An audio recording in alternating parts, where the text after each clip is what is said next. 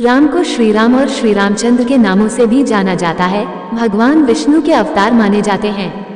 रामायण में वर्णन के अनुसार अयोध्या के सूर्यवंशी राजा दशरथ को चौथेपन तक संतान प्राप्ति नहीं हुई। सम्राट दशरथ ने पुत्र प्राप्ति यज्ञ कराया, जिसके फलस्वरूप उनके पुत्रों का जन्म हुआ। श्री राम जी चारों भाइयों में सबसे बड़े थे, किंतु अपनी बहन से छोटे थे। भगवान राम की सगी बहन शांता थी, जो श्री राम और उनके तीनों भाइयों की बड़ी बहन थी। हर वर्ष चैत्र मास के शुक्ल पक्ष की नवमी तिथि को श्री राम जयंती या राम नवमी का पर्व मनाया जाता है। रामायण में सीता के खोज में लंका जाने के लिए 48 किलोमीटर लंबे 3 किलोमीटर चौड़े पत्थर के सेतु का निर्माण करने का उल्लेख प्राप्त होता है, जिसको राम सेतु कहते हैं। गोस्वामी तुलसीदास ने भी उनके जीवन पर केंद्रित भक्तिभावपूर्ण सुप्रसिद्ध महाकाव्य रामचरितमानस की रचना की है। इन दोनों के अतिरिक्त अन्य भारतीय भाषाओं में भी रामायण की रचनाएं हुई हैं, जो काफी प्रसिद्ध भी हैं।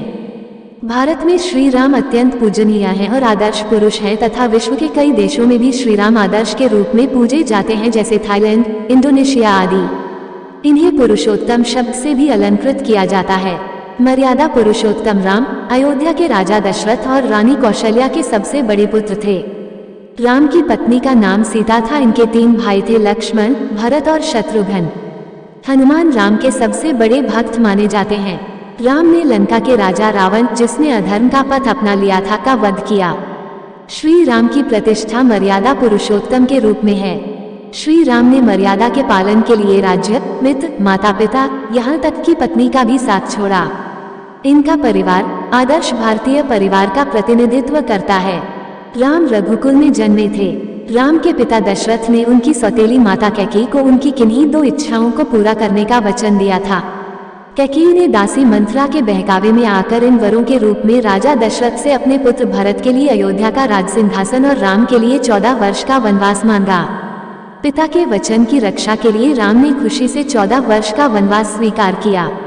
पत्नी सीता ने आदर्श पत्नी का उदाहरण देते हुए पति के साथ वनवास जाना उचित समझा। भाई लक्ष्मण ने भी राम के साथ 14 वर्ष वन में बिताए।